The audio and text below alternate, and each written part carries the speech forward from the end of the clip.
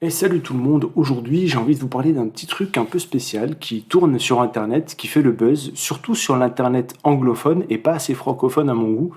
Et en plus de ça, c'est vu surtout sur l'aspect un peu pas technique, c'est-à-dire bon, c'est un peu lié à tout ce qui est décentralisation, blockchain, etc. Mais on voit pas trop la technique.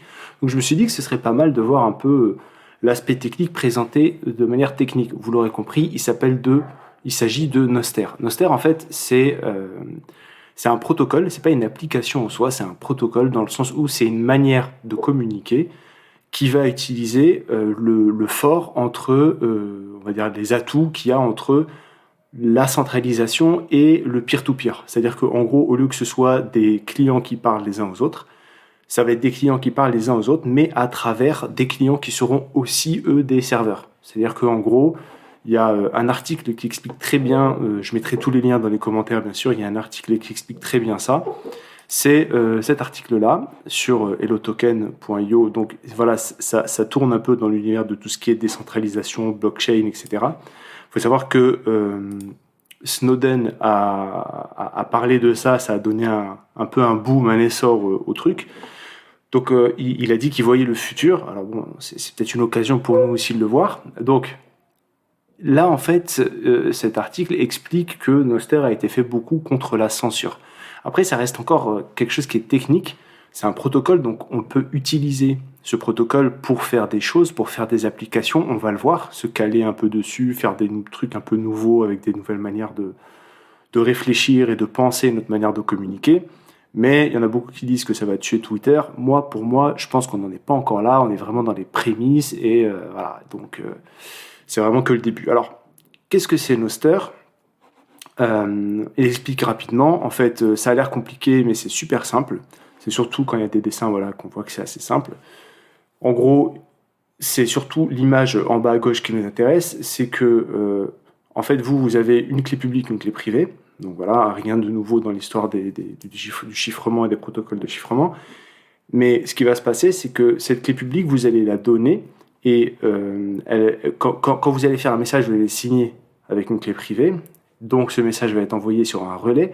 Ce relais, il va avoir plusieurs personnes qu'il connaît via leur clé publique et il va redistribuer ce message, ce relais donc, le message que vous lui envoyez va le redistribuer à tous les clients qui sont connectés à ce relais-là.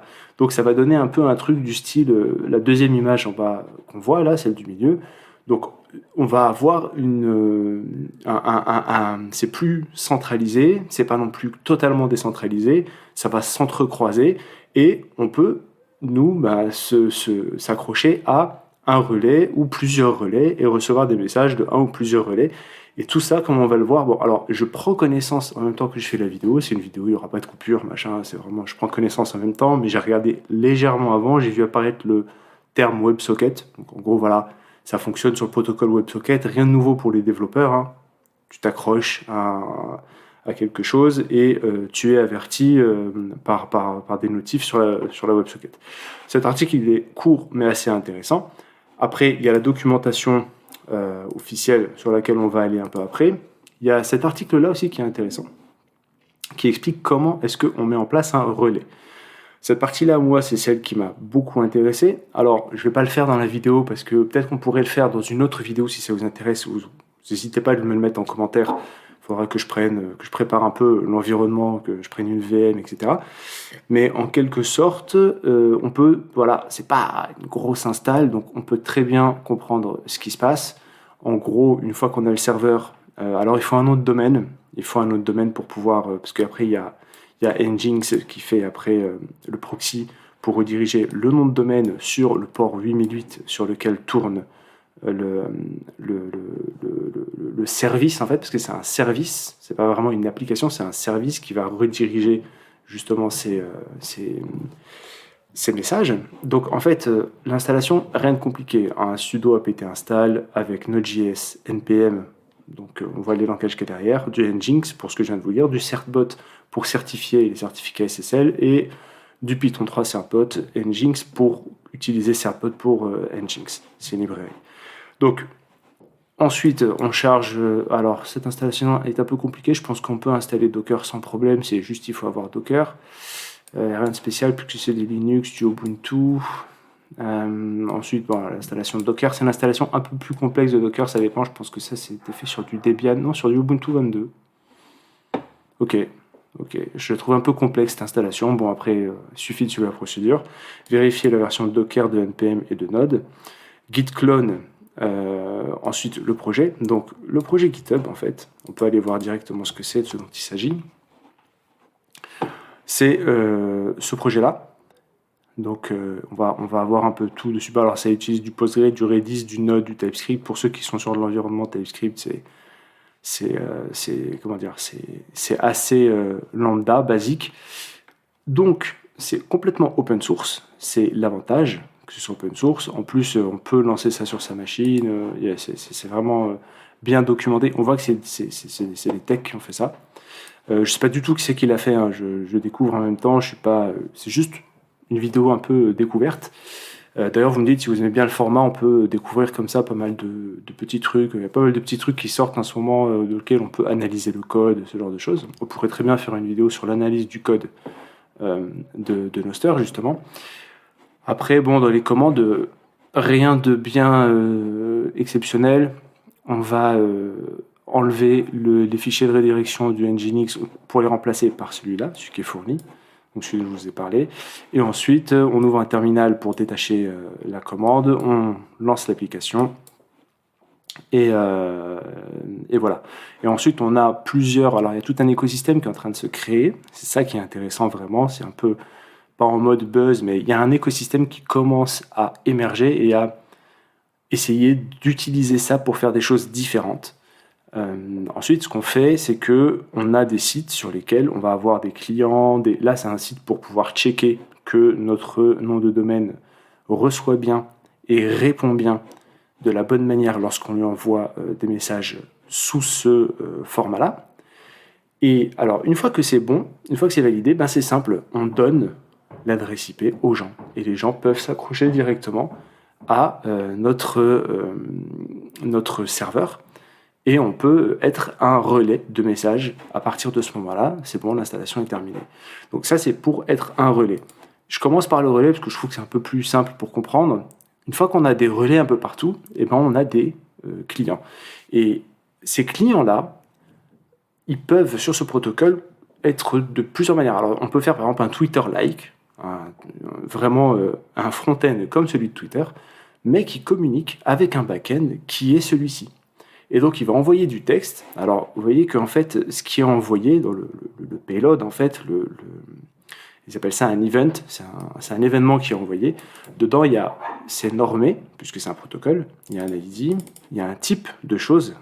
Donc, qu'est-ce que c'est? C'est du texte ou autre. Donc, c'est pour texte. J'ai parcouru rapidement la documentation, je crois que c'est pour texte. La clé publique, quand est-ce que ça a été créé, le content, donc qu'est-ce qui est envoyé, et après, la signature. Je pense que tout ça, il y a du hash derrière. Donc, très bien faite la doc, hein, avec un get started, ça nous explique un peu. Donc voilà, ça c'est des clients.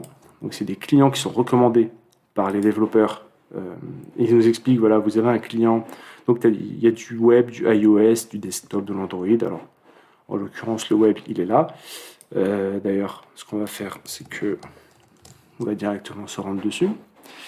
Et en attendant, on va regarder un peu la doc. Donc voilà comment ça se présente. Hein. Il y a tout simplement, on peut s'inscrire.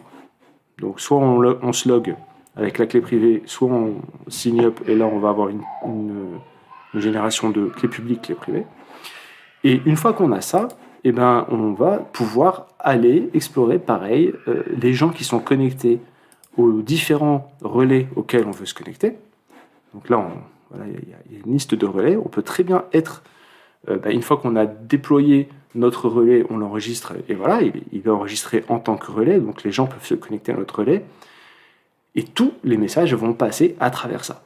Donc on est le relais bien sûr tout est chiffré, hein, au passage sur les protocoles, il y a tout un truc qui a été intelligemment fait derrière. Donc voilà, ils expliquent qu'est-ce que c'est le relais, la liste des relais, il y a des listes qui apparaissent, voilà, il y a une communauté tout autour de ça. Et il y a des ressources qui sont données sur le site officiel. Donc voilà un peu ce que c'est Noster. Et surtout, ce que je voulais apporter, c'était une vision un peu technique, qu'on voit un peu qu'est-ce qu'il en est au niveau technique, parce que j'ai vu beaucoup de vidéos alors il y en a une en français que j'ai vue, c'est d'un youtubeur qui s'appelle Crypto John, je crois, qui parle de ça, mais il parle vraiment du côté utilisateur, mais il faut comprendre que c'est très très simple côté technique, et donc c'est tellement simple à mettre en place. Vous avez vu, hein, franchement, la documentation, que je la retrouve, la documentation, elle est vraiment assez simple. Et une fois que c'est fait et que le serveur est en place, on a un relais et on peut automatiquement, via des clients déjà existants, communiquer avec des personnes qui veulent nous accepter en tant que relais. C'est quand même pas mal. C'est un truc qui peut être un game changer. Je sais pas jusqu'où ça va aller, si ça va. Voilà, il reste de la technicité quand même, et les gens ils aiment bien tout ce qui est facile et tout ce qui est. Il va y avoir des problématiques du UI, etc. Mais en gros, il n'y a pas de contre la censure. C'est quelque chose qui, c'est pour ça que Edward Snowden a parlé là-dessus. C'est que contre la censure, d'ailleurs, ce serait intéressant d'essayer de retrouver son post à Edward. Mais en gros, Noster, en gros, voilà, d'ailleurs, on peut le trouver sur Noster. Donc, voilà, on peut le trouver sur Noster avec sa clé publique qu'il donne ici. Et on peut, à partir de ce moment-là, tweeter, parce que certaines personnes n'arrivent pas à copier-coller depuis la bio pour une obscure raison. En tout cas, voilà, il y a une clé publique et on parle directement à la personne en passant par des relais, et il n'y a pas de serveur comme Twitter, les serveurs Google ou les GAFAM, comme on dit, qui vont pouvoir sniffer ce qui passe, puisque de toute façon, c'est échangé et crypté sur des relais que tout à chacun peut avoir. Enfin, vous avez compris le principe. N'hésitez pas à me dire si le format là vous a plu de la vidéo, cette découverte vous a plu. Faites-moi les retours dans les commentaires, et moi je vous mettrai les documentations à ce sujet-là, les liens, etc. Et si ça vous plaît, on fera d'autres vidéos comme ça, un peu découvertes sur des sujets techniques du moment. C'est assez intéressant. J'espère que vous allez tous et toutes bien, et parce que ça fait un petit moment qu'on n'a pas fait de vidéo. Je vous dis à la prochaine vidéo avec très grand plaisir. Et d'ici là, portez-vous bien. Ciao.